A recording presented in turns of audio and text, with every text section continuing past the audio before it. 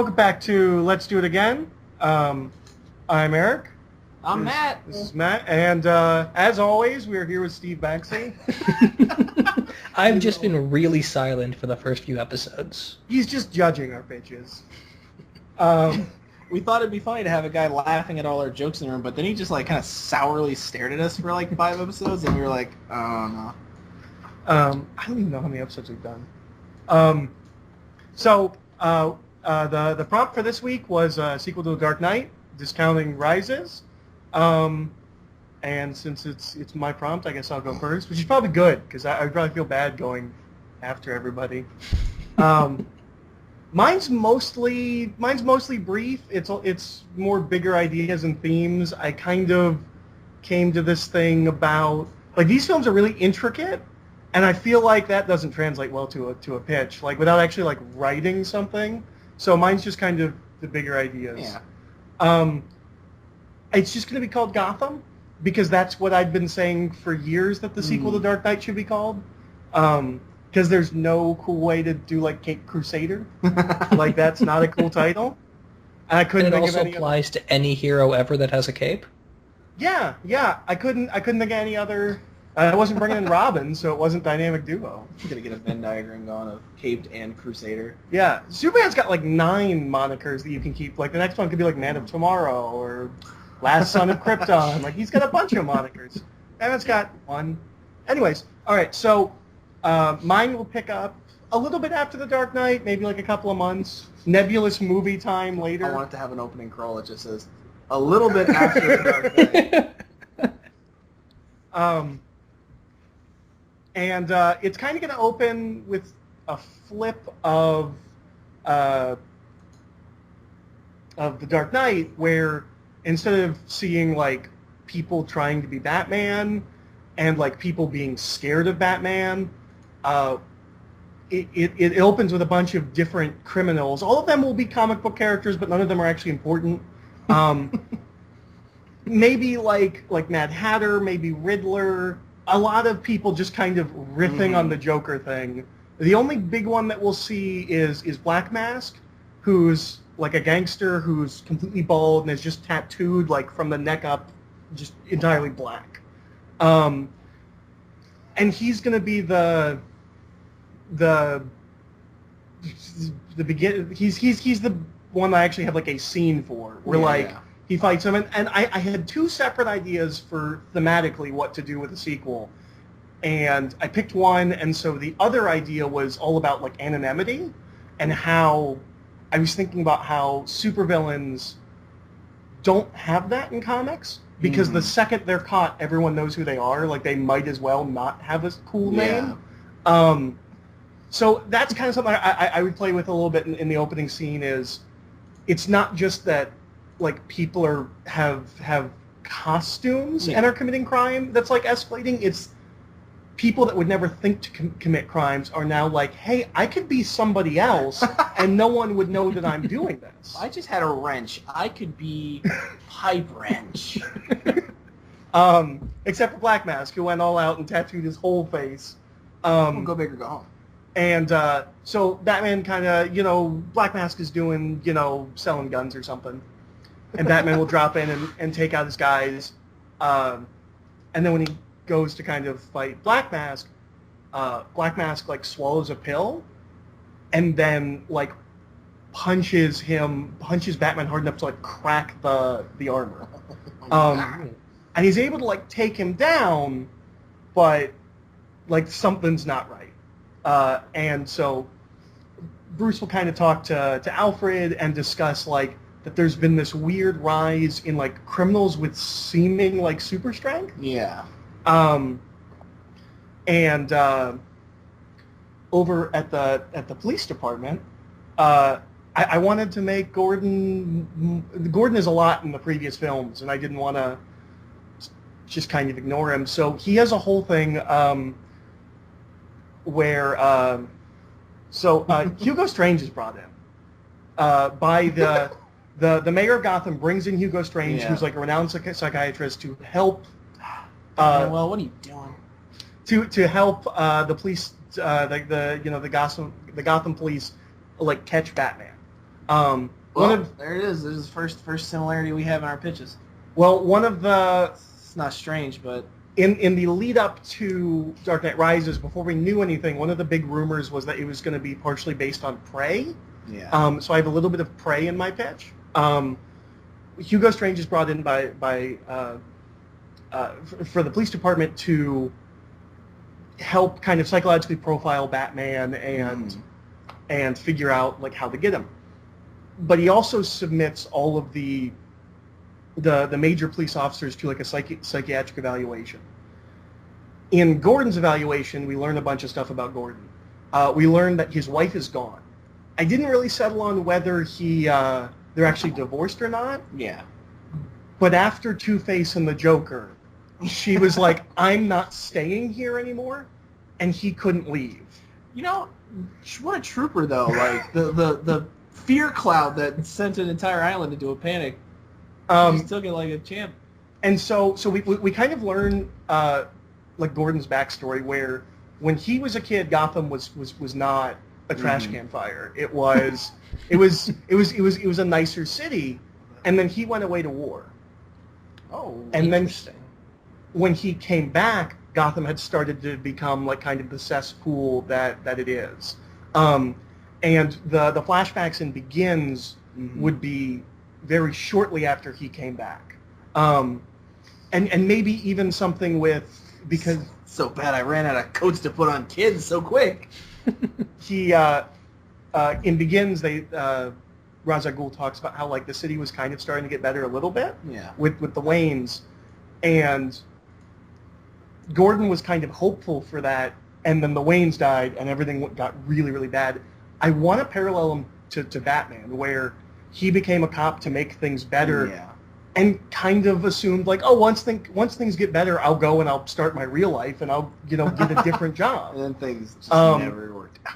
And I want like that's kind of the crux of Gordon, is like mirroring him to Batman, that he is very similar. He couldn't quit. Like his wife and children left, and he was like, no, I have to. I'm not done. Oh man, especially after the Dent fiasco.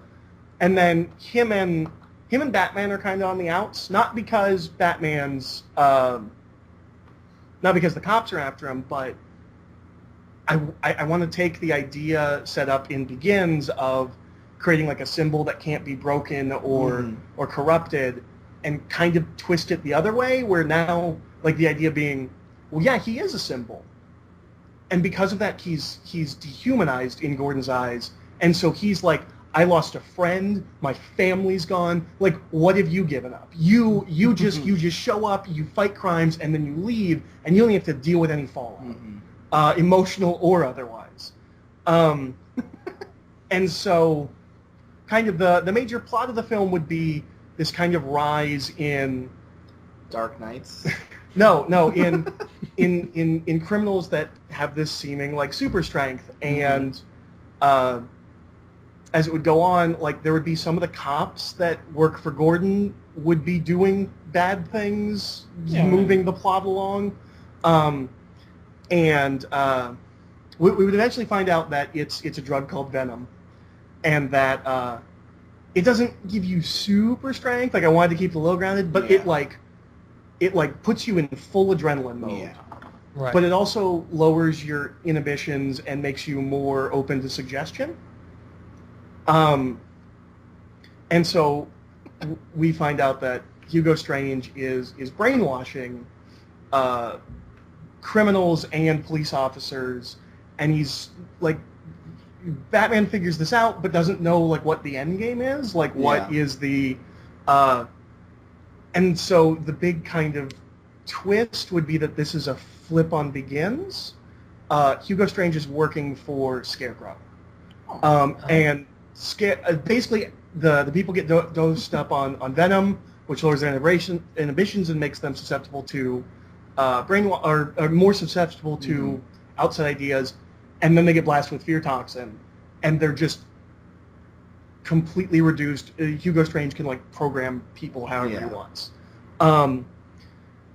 Scarecrow also has been altered by the existence of the Joker, Which I want to have a scene in the beginning where he goes to the Joker, kind of like Killing Joke. Yeah. I wouldn't. I would recast, but not in a major way. Like I would keep Joker in the shadows, and like you just see his hands, and then have someone kind of do a voice. Maybe early on, where like Batman goes to Arkham and is like, "You were right. Things have changed. Like there's more like you and me." On the rise. I wouldn't do anything else really with the Joker, but it feels weird to not have a scene, and it's all one of the biggest problems with Rise, I think, is that it feels like the Joker never happened. Yeah. And this is all kind of fallout and escalation from that idea. You could probably get away with doing like a 3D model of Joker like we did in other movies, since it'd just be such a small part. Yeah, something like what they did in Superman Returns. Yeah. But so, I went back to that line that Scarecrow has in Begins, where Rachel says to him, "You like doing this to people," and he's like, "Well, I respect the power of the mind over the body," and that's kind of the end game. Is that he is kind of slowly, mentally reducing the entire city, and if they claw their way back up, that's great. And if they don't, they weren't strong enough. The big theme idea that I want is, because I really started thinking, I was like, I don't know what you do other than what the Dark Knight did, which is morality. Yeah. And so the theme idea of this film is power. And people with power being worried about people without power getting power. And so that's kind of what the Venom is it's given to, cops and homeless people, and they become way stronger and more aggressive, and they can do whatever they want. And their inhibitions are lowered, so they can really, whatever they want to do, they kind of go and do. And I couldn't come up with anything better than just like at the end of the film, gassing the entire city again. Aww. It would not be gassing the entire city again, but it would be something where like the end game is everyone gets dosed on Venom and everyone gets blasted with the fear toxin. At the end, I would want like Batman to go after Scarecrow, and they would have like a real fight because Scarecrow juices himself up on Venom, kind of like the end of Arkham Asylum. Yeah. Not to that extent, but like so that he can actually fight Batman, and then Gordon would go, and he would just kill Hugo Strange. Like they would have like a fight, and like he would be like, "I'm a cop, I'm not Batman," and he would just shoot him. With the Scarecrow, really short fight. Well, yeah. With the Scarecrow Batman fight, I want it to be like an idea of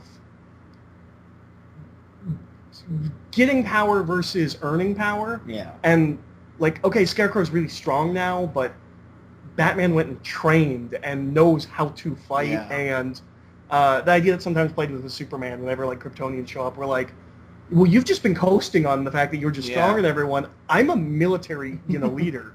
And so that's kind of my idea. I had a really hard time with this. You picked this one. I know I did, and I underestimated like how much I would just be like, no, that's stupid. Don't do that. That's dumb. That's not good enough. And how intricate the films are. So I was just I had ideas for what it would be, but without like really hammering something out, I had trouble. All right. So I'll have Matt go next, and then Steve will go last because he's going to do our prompt for the next week. All right. Unfortunately, I probably have a little less preparation than you and Eric. My last 2 weeks has been chaos. I forgot to. What? Hugo Strange is Kelsey Grammer. He's the only new character that I had to cast, and so I did. Yeah, Kelsey Grammer. That's a perfect choice. It really is, because he played a therapist on television for 11 years. 20 years? Yeah, you're right. I forgot about years. So my pitch, even less work. I've given a lot of thought. I didn't write anything down.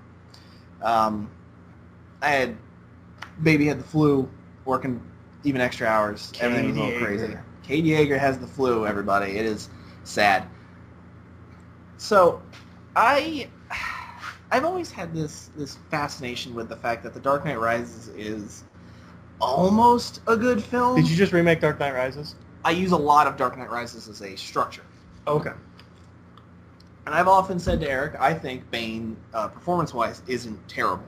I think a lot of what he was handed to say is really bad, and whenever he has to project, he's a cartoon character, and he's no presence. It's kind of falters. But every scene where he's, like, close to somebody, and, like, it's that low growl, the man sounds like thunder. It's so good. So, my movie's theme, Eric said it was power for him. Mine's really hard about that escalation. The fact that everything just ramps up after the Dark Knight. You know, again, I have villains that just everybody has a gimmick. Everybody's running around with something. Everybody's doing their own thing. Mostly, I bring back that plot thread in Batman Begins that they never mention again. That an entire The Narrows is full of lunatics who are now fear toxined, and there's no way they got all those people back. There's no way. And including the people who already were mentally unstable down in the Narrows. Oh man, that place is probably awful. So that place is just a breeding ground for these people. It's just like Joker Town. It's just Joker Town. And that's a big one I do. Crime is just on the rise. There's no heads of the crime organizations, so you start getting like your Black Masks and your Owlmans and just weirdos running crime. And I bring back the fact that in Dark Knight there's the Sons of the Batman, and that just goes away. So I have a lot of those guys running around. There's like an entire pack of these guys. They're all wearing hockey pads. They're wearing whatever they can, man. So the opening sequence would be Batman attempting to subdue Firefly. So like Firefly, I want flamethrowers. It's just chaos. He's just burning a building for the sake of burning the building at this point. And then he'd be fighting him, trying to avoid fire. And then the Gotham PD shows up, and they just start shooting at both of them. So now it's a three-way kind of tussle, and it really I want to show at the top of this movie, this job got way harder for him the second the cops wanted him dead. But he brings him in, and then he quits for 8 years. And then he quits for 8 years, and we jump. But no, mine's a year, because I was like, well, there's a year between Dark Knight and Begins. I figured a year is good enough.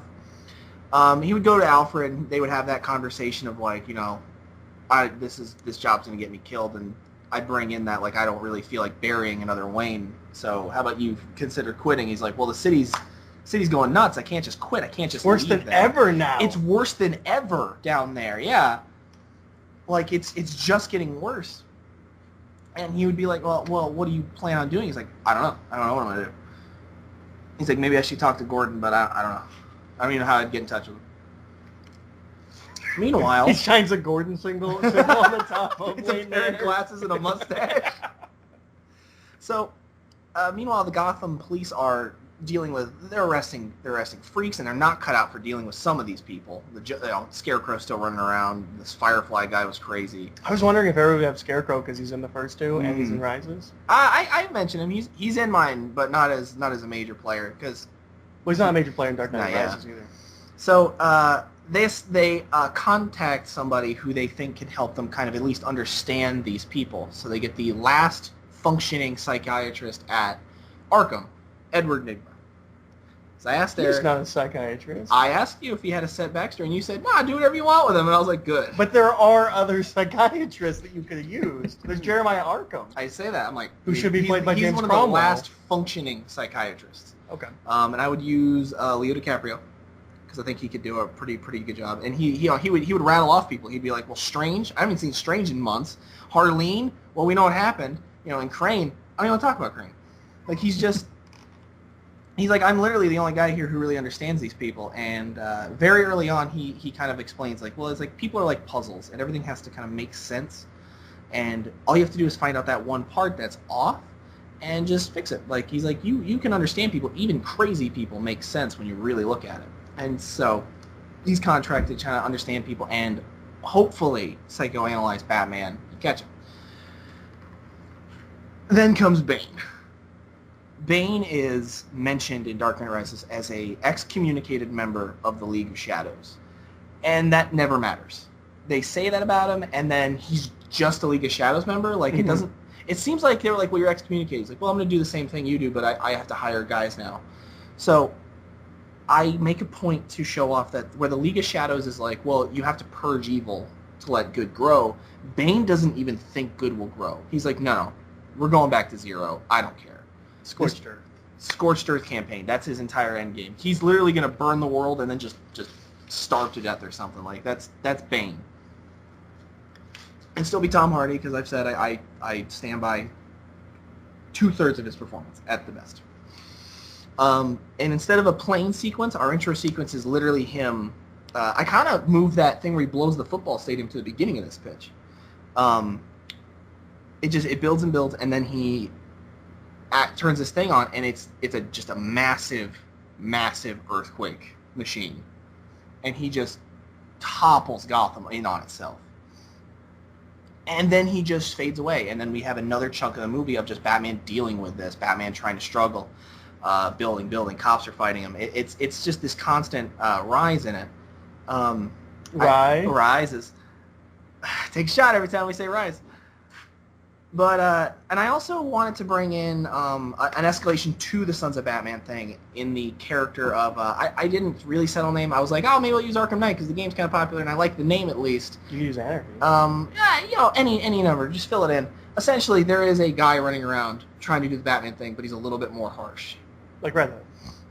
Red Hood was when I started writing it down, it was Red Hood, but I was like, what is Red Hood in the context of this? Like, so, although what's the Arkham Knight in the context, I guess? He's the Gotham Man Knight. That hood running around, always wearing hoodlum, red. The red hoodlum. So, and Batman's like, oh, God, now these people that are inspired by me are getting a little bit more fervorous because now the Sons of Batman are kind of turning to him because he's seemingly doing what they want. And since I've started this whole Bane plan of knocking the city back to zero so early, I can actually show the kind of social decline. Power's out, water's out. It's a social relief effort. People are trying to like get food, water. Everybody's trying to really sort out what to do. And then Bane goes to Arkham and just opens it up. He attacks it, opens it up. He starts letting out everybody. So this is where I can just throw characters at the screen. Like Cavalier. Who? he's my favorite underused Batman villain. Like your Calendar Man. I don't think I've ever used Calendar Man outside as a joke. But yeah, he lets everybody out, and I do have a Joker moment where he pops that lock and just lets it go, and it would kind of I like the idea that all you get is the door opening and the camera looking through the open doorway, and it's barely lit, and you just see him huddle over the toilet. You don't know what he's doing, but that's it. And then that's when Batman shows up to fight Bane, and he's like, who are you? And he's like, I'm all directing, and what? And then they fight. Talk like that. You get closer to the mic. So, they grumble at each other and they fight. And that's where we get our first fight, and Bane just dominates. But it's like the Rises fight. He doesn't break him. Oh. Batman has to bail because Gotham Bale? Police show up. Christian bails out because Gotham police show up, everything's screwed. And this is where I'd kind of injure Gordon and take him out of the game, where he tries to do something and gets just crushed. Maybe I'd even break Gordon. I don't know. That'd be really dark. So you could cripple Gordon and put him in the wheelchair, make him Oracle. So at this point, yeah, a bunch of people from Gotham PD would just be thrown in the cells at this point, not let to wander Gotham like they are in Rises. So he would just be like, all right, you could have Lockup from the animated series just patrolling. So now the freaks are out of the asylum, and Gotham is declared as a no man's land. Oh. Because no one can get in there now. Because no man. And once that happens, everybody's desperate. It's building. Batman's like, we got to figure out who this Bane guy is. And that's when Bane makes his big public announcement. Because nobody knows who Bane is yet. He just says, listen, they've abandoned you. This is your chance. Take back this city. He gives his speech. He's like, take it back. Take it back from the people who punished you. Take it back from the rich. He just turns the city on itself. And you watch it just eat itself alive, kind of. Things start getting bad. And Batman's like, I gotta go fight him. And Alfred's like, you are really not prepared to fight this guy. He's like, I gotta go fight him. Oh, I missed a thing. This was a big important thing because it was the first image I thought of. During the breakout in Arkham, I imagine the Scarecrow, his breakout sequence, basically Enigma's trying to get everybody out, figure out what's happening. Oh my god, what's going on? Doors open up, and it's literally so much fear toxin, it almost looks like a wall of water coming out at him. He's just blasted. And he is just shattered, and he's roaming the streets now, like a gibbering, drooling man-child for a little bit. We'll get back to it. So Batman's like, well, I gotta fight him. It's like, you're really not prepared for this. So he's like, well, I know a guy. So he goes and finds Red Hood, Azrael, Azhood, Nightham, and he's like, how'd you find me? He's like, best detective in the world, man. Come on. So this is where Joseph Gordon-Levitt's back in this movie as Edward Blake, as Red Hood, who in this context is a cop who was fired for being a little too extreme, a little too bit of a masked kind of sympathizer. He's like, well, our methods aren't increasing, theirs are. And that's where I like the idea that they are actually connected, because they both kind of have this similar solution, as opposed to, well, I was an orphan too, and I know what a mask looks like, so you're Batman. And you're like, oh, so he actually really knows in like a more overt comic booky sense, not just like, I was a sad orphan and I hid my emotions. I too put mascara around my eyes. I too can immediately remove makeup at the blink of an eye. So he's like, well, I need your help. And he's like, I'm in. Of course I'm in. So they go in. Note, I've removed Catwoman from this entirely because I hate her in that movie. I don't have an issue with the performance, just the character. Yeah. So they bomb in, and this is where we get our Batman gets broken moment. This is like the 2/3 of the way point. He gets the fight, gets broken, Red Hood gets him out of there, and it's like, what are we going to do now? He's like, I don't know, I can't walk. And he's like, all right, well, you lay low, I'll figure something out. So then we start following this new character around, we start building him as he kind of discusses things. He's like, well, I don't know what we're going to do. Everything's down. And this is where Enigma almost has a moment of clarity, where all the pieces kind of line up. And he's like, what kind of person would be Batman? Like, that's the thing he latches to, because he's starting to unhinge, he's starting to freak out. And he's like, what can I do to kind of localize my thoughts? What can I do to center? And he's like, well, what was I doing? Batman, what kind of person? And that he kind of like puts it together, and that's when he's like, Bruce Wayne. Maybe he has something to do with it. Maybe he knows Batman. Maybe they're friends. Yeah, and he's like, well, somebody's got to do something. So he goes to the police, and he's like, hey, listen, I think I know where you can find Batman. Except at this point, the police are just not good cops anymore. It's all terrible cops and Bane mercenaries, probably. It's like Mad Max guys, but like in cop uniform. Well, he's like, if like this works, and it's like, then it turns into like, well, if I give you Batman, will you leave? And it's like, yeah, sure. So they do, and we kind of get the sequence from what's the name of the episode? Over the Edge. Oh. Where the cops are bursting in going, Mr. Wayne, and then Red Hood has to do an action sequence where he gets a crippled Christian Bale out of there. Alfred's arrested, quotes, detained by people. So they're just kind of on the run. They're hiding inside Gotham, and they're like, I don't know what we're going to do.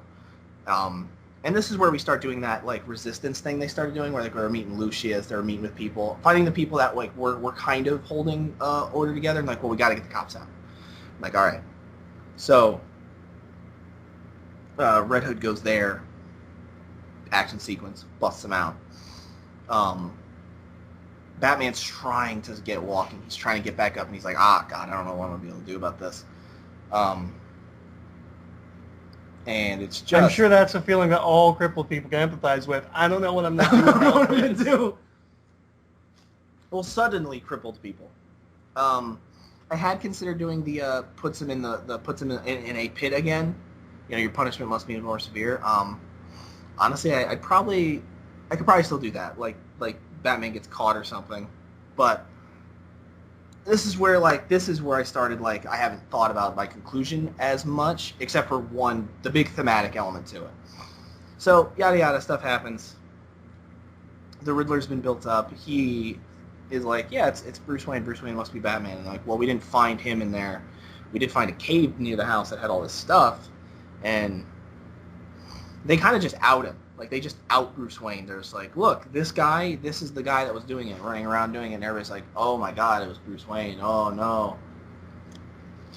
And Red Hood, goes back to Batman. He's like, we got to do something. He's gonna he's literally going to, like, the city's gonna tear itself apart. And he's like, no, it's not. It's not gonna tear it apart. We can do this. And he's like, are you sure we can do this? And Batman's like barely standing. And he's like, yeah, I think we can do this. Like, Bruce is barely standing. He's like, yeah, I think we can manage this. So we build to this kind of conclusion. I wanted to have something that might be like a big city-wide threat, but I was like, no, I'm not going to do it. Criminals everywhere. I'm not going to do a bomb again, So I think that's it. The idea that the city is like not holding itself together is going to be a problem. So Bane only knows who Batman is really through. Bane knows Batman because League of Shadows stuff. Mm-hmm. A lot of people know Batman's Bruce just from this outing. But at the same time, it's kind of like, Bruce Wayne, really? Bruce Wayne? Yeah, like, Bruce, really? Gordon would probably be like, yeah, that makes sense. He crashed a car once. I remember that. So, you basically get all the cops, all these people together, and Batman shows up. Batman shows up to fight Bane, and he's like, you're not taking the city over. And it's all grumbly. It's a different suit. It's a new suit. It's a little bit more... I like the idea of a sleek version of the Batman v Superman kind of armor, with digitized effects. So it's tougher. It's a little bit more reinforced. And he's like, "You're not taking the city, dude. He's like, this is no, you're out of here." And Bane's like, "Are you gonna fight me? Because like I'm pretty sure I almost broke you in half last time we fought." And he's like, "I'm not alone." And then he's got a bunch of the Sons of Batman show up. And Bane's like, "I got people with guns," and a bunch of mercenaries show up. And he's like, "Yeah, well, I have the city behind me," and it's basically just 100 people dressed as Batman, just with makeup on, like they are all rocking something symbolizing that they are Batman. It's V for Vendetta. Yeah, it's a V for Vendetta moment, except then we get that moment where they fight, like a big, stupid fantasy battle in modern day. Like the End of Rises. Yeah, like the End of Rises, but it's a bunch of Batman fighting mercenaries, and you're like, oh, wow. And then, Joseph Gordon-Levitt starts fighting. Oh, I just added it. Yeah. Essentially, Bane gets Batman on the ground. No, we all guessed. And rips the mask off, and you're like, oh, it's Joseph Gordon-Levitt. And he's like, wait, I thought... Aren't you supposed to be Bruce Wayne? He's like, Bruce was never Batman. Bruce was just, they He's the money man. He's the money man. Essentially, that would be Jay Gordy would say more like, it's Bruce. Bruce isn't Batman. This city is Batman. Nobody is Batman. And then, he beats him up. We're all Batman. Knocks his mask off. They win, and it's literally the city takes itself back essentially, and over the next few months, kind of recovers and. It's like a miraculous thing. Like, wow, the citizens of Gotham literally took their city back, and everything kind of starts working out. And that's when, we reveal, like, oh, Bruce is just crippled. Bruce can't walk, really. Bruce is done. Like, Bruce took an actual, like, crippling injury, and it was like, man, I shouldn't have added it. But, I like the idea that you're, like, you get this whole fight for a while, and you're like, oh, no, Bruce is just crippled. But, yeah, and then that's I wanted them, I was like, well, why would he quit? And it's that confidence. It's the confidence that he watches that city save itself. They don't need him. Batman is a symbol. Anybody can be Batman. And he's like, I think I'm just gonna leave. Like, I'm just gonna go. Well, he bails mostly because like he was funding a literal illegal organization, or as they start saying that in the news. Jay Gordy probably wouldn't say it, but it'd be like CNN, billionaire Bruce Wayne, and he's just watching it from Europe, and he's just like, man, I think I got out of there. Yeah. That's essentially kind of the thematic kind of plotting I'd want to do. Mostly a story about Gotham really hitting its peak and then saving itself. I wanted Gotham to be the main character, the villain, and the hero. Is this something you still ended up doing the end of the trilogy thing? Yeah. I still wanted to close it out because, why not? I like things that end. Finality isn't a bad thing. Also, but and that would be kind of one of my main ending stingers is that's why Riddler is born, is he's blasted with so much fear toxin, he's literally left with this crippling fear that the world doesn't make sense. And that's why every crime has a clue, leads them right back to him, because it has to make sense. It all has to lead to something. And they're like, wow, he's messed up. And it's like, oh yeah. And then we'd probably have one of those, like in No Man's Land, where you're like, where's the Joker been this whole time? And it would be like an ending stinger, like him in a room full of babies or something of the equivalent. Yeah, you'd be like, oh, the Joker's still out there. Oh no, he'd probably be like coming back to Gotham after it's been preserved and look different. I don't know. I just pick a Joker iteration you like. That's the one he looks like now. He looks like Cesar Romero? Yeah. He grew a mustache, put the makeup over it. Oh, God. With the scars? Yeah, with the scars. Is that... Yeah, that's pretty much it. All right, Steve, what do you got for us? All right. So mine's kind of similar to Matt. I've actually got a lot of this already outlined. I've been working on it for a couple days. The trouble... Steve's halfway through the 500-page novel. My outline is 6 pages, 2,000 words, so... Nice. So there's stuff happening here. The big trouble I had with this one is, as much as I like Batman Begins and The Dark Knight, this is not really my Batman. So I didn't want to do anything that I'd attribute to comic book Batman. I want to like break it down as much as possible, and so I figured I'd turn some of that into what the thematic crux of this would be. So essentially, this movie would open with a bit of a prologue where it opens a lot like The Dark Knight, and that's kind of the big thing here, is that it's going to invert a lot of Dark Knight. And so the first scene is a lot like The Dark Knight opening with the Joker's robbing that bank, and here it's a bunch of criminals staging a robbery that doesn't look like a robbery. It basically just looks like a bunch of armed gunmen with multicolored war paint. They're very clearly like Joker inspired, but they're also kind of like paramilitary, and they're just going into an old tenement building, which we see from the first shot is a building constructed by the Wayne family. Like, the Waynes were giving money to like different real estate infrastructure while they were alive, and ever since Bruce became Batman, that's just kind of stopped, and so all those neighborhoods have been broken down, and that's why the Narrows exist. And so the first shot we see is the statue of Martha and Thomas Wayne falling down while these gunmen ride in, and they're massacring the hell out of everybody. This would be part of the reason this movie would never get made, is that it'd be a rated R Batman movie and it'd be 3 hours long.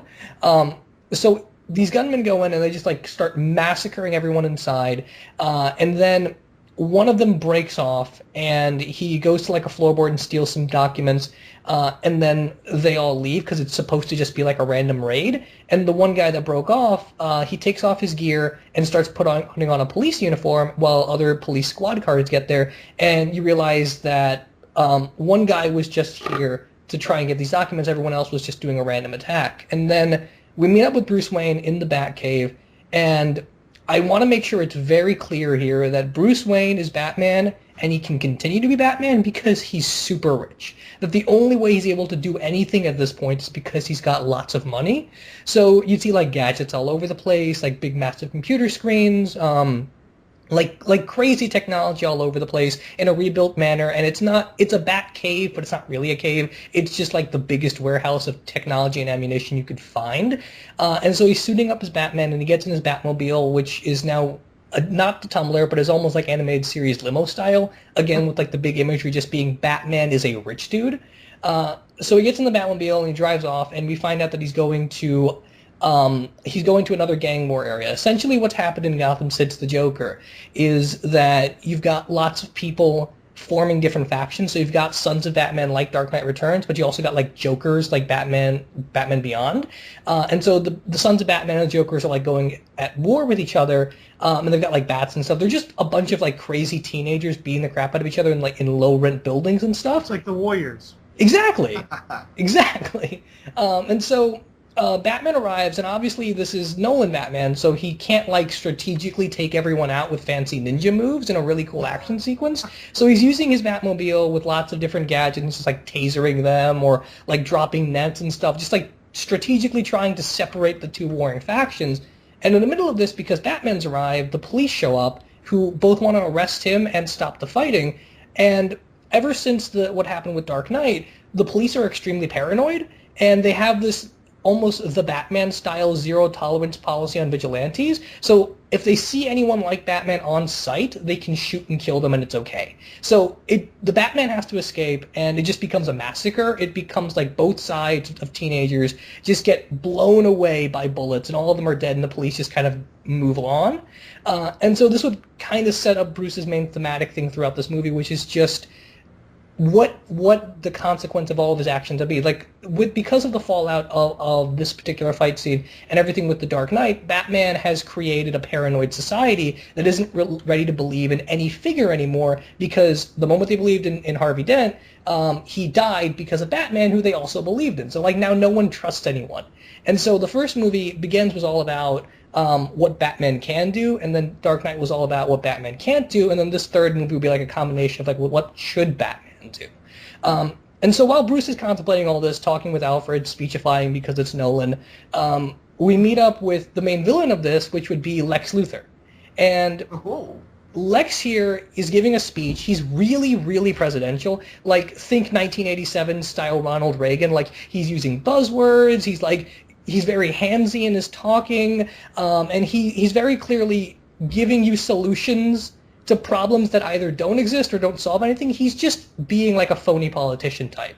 And the big thing he's talking about is that he's going to overhaul Arkham Asylum. The big reason he's here is that with all the crumbling infrastructure and gang wars and stuff, there's lots of different areas where he can seed his money into and just kind of take over the city. And everything he's doing in this movie, except for one particular thing, which I'll get to, is completely legal. And so he's giving a speech that he's going to overhaul Arkham Asylum, and part of what he's going to do is he's going to get rid of all the mobsters that were jailed there unfairly by Scarecrow in Batman Begins. And so Carmine Falcone and like his various mob bosses get released back onto the streets.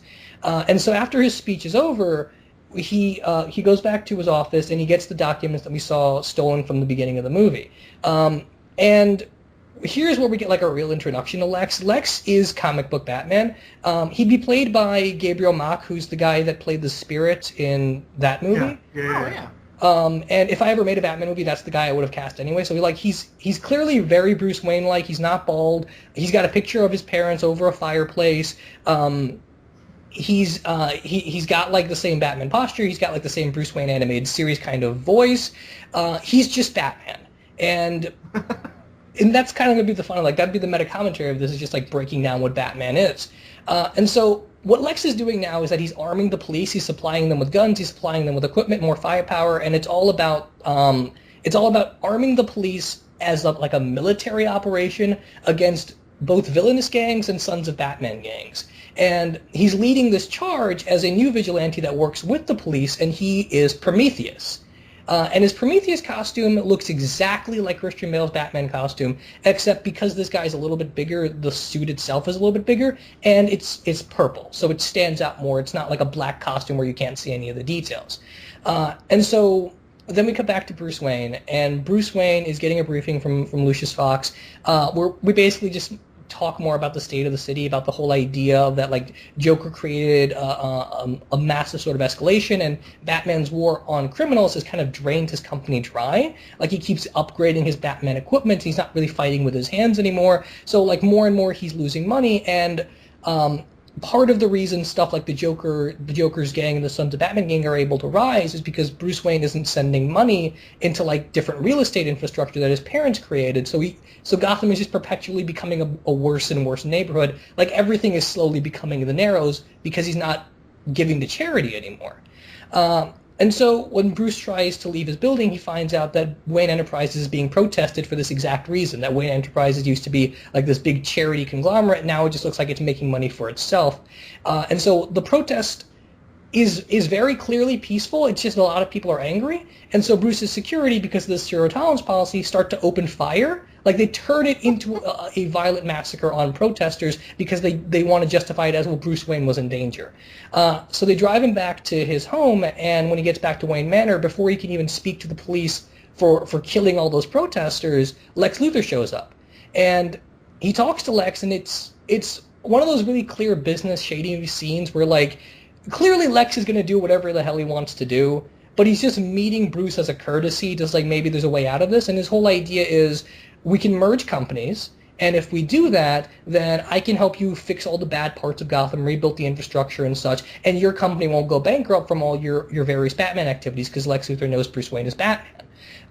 And obviously Bruce says no, but Lex doesn't really care. Like, he's going to do this by force anyway. It's just like a courtesy meeting where they get to read each other. And this is where we learn more of Lex's backstory. Lex's dad basically built Metropolis from the ground up, and he supplied everything from military buildings to housing to police resources, and Lex wants a challenge to do it all over in Gotham. But more so than that, he's kind of the comic book Lex Luthor of, like, people shouldn't believe in other people. People should rise up on their own. And so his whole thing just kind of becomes arming everyone. Like, he's very clearly out for himself, but he wants to create a culture where everyone's out for themselves.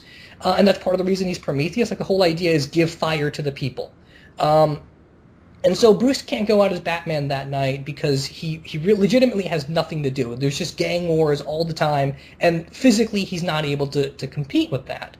And so as all hell breaks loose, Prometheus and his police army go in, and they start, like, massacring some more of these gangs. And that's where we meet up with Falcone, who was released from Arkham.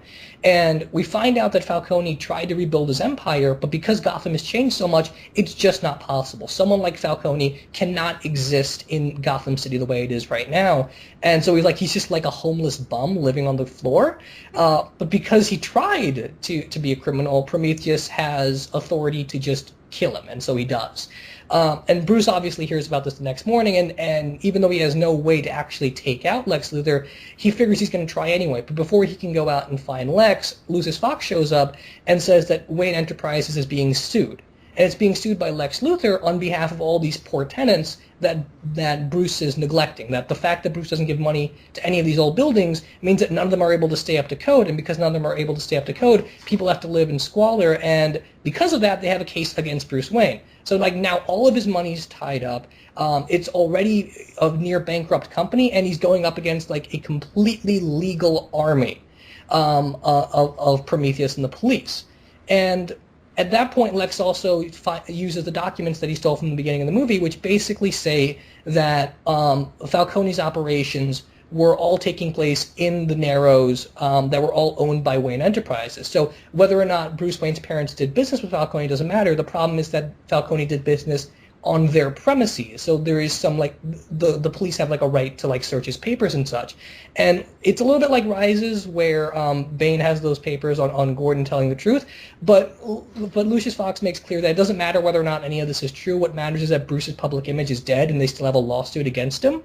And so Bruce has no choice at this point but to investigate. And so he does. He investigates Falcone's death and all these protest deaths, and he finds batarangs, and he realizes that Prometheus not only looks like Batman, but he's using Batman tech. So he goes to meet Lex because he knows he's behind this. Bruce is not an idiot.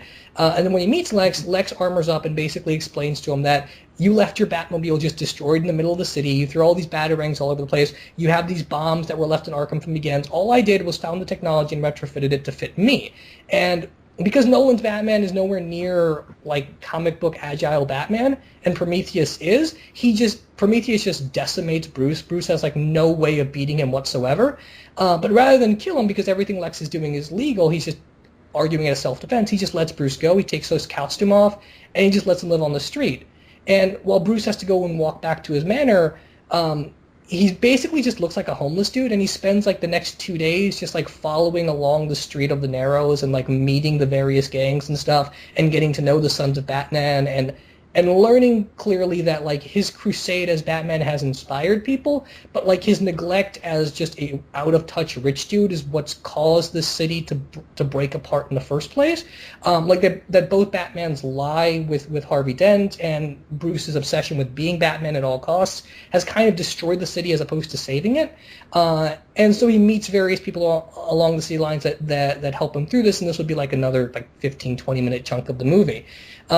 And so Prometheus is just constantly allowed to rampage on gangs. The police become really trigger happy, and Bruce basically has no money. And in the meantime, we meet up with Commissioner Gordon, and obviously Gordon is not happy with any of this, but he's a politician now. Like, as commissioner, he really has no say on what individual police officers do. He has to, like, be there as a political interest, and so he's only there as long as Lex keeps him there and keeps funding him, and if he talks back at him and all, the entire police force is against him, and so, like, Commissioner Gordon has literally no power whatsoever. He's just a politician now. And obviously Gordon hates that, and through this we learn stuff like, his marriage is awful now, and it's not that his wife leaves him, but it's that his wife wants to leave him for all the crazy stuff that happened with Harvey Dent, and so it's like this hopelessly depressing marriage where both of them are just beaten down but are forced to stay together because, one, where would she go, and two, it looks bad as a politician if his wife leaves him.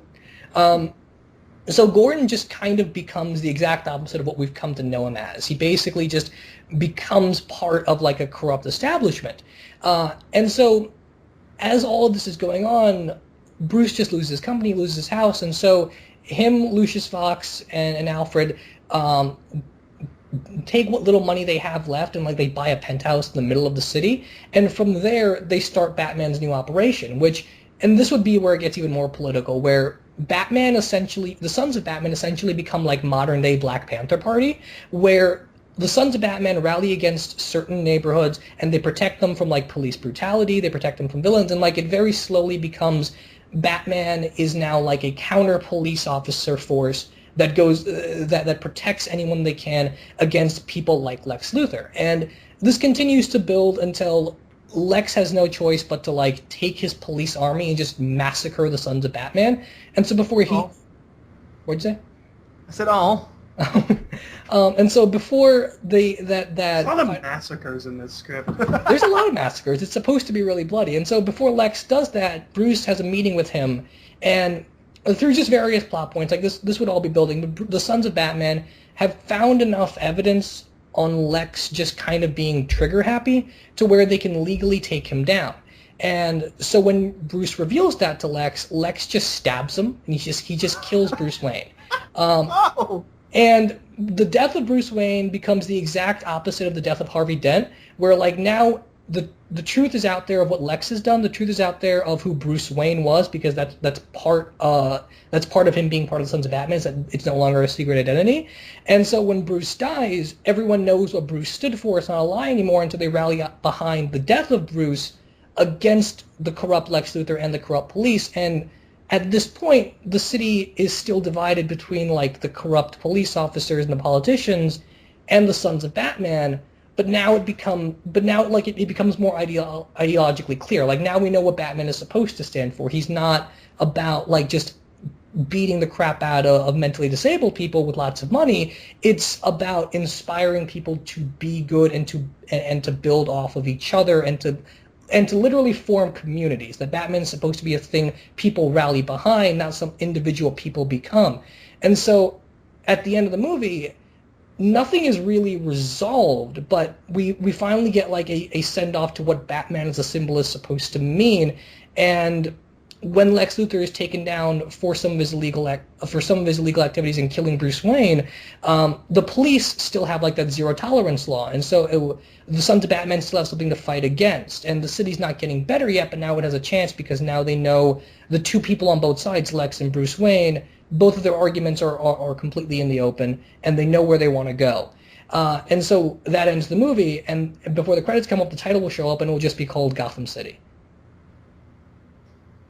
City of Love. The only casting additions I had to that whatsoever were just Lex Luthor would be played by Gabriel Macht, who played the Spirit, and then we'll get flashbacks to Lex's father, Lionel Luthor, who would be played by Bryan Cranston. Cool. And yeah, that's about it. Cool. Yeah, no, that was good. All right, so what is do you have a prompt for us for our next one? It's a sequel to Serenity. Oh man. Oh man. Okay. I have to Really rewatch good. Serenity. Yeah. Wash is back. I'm just gonna retcon that. Wash is alive and he's good. He's got a robot heart now. Fine. It's an artificial heart. All right. Who needs consequences? All right. I'm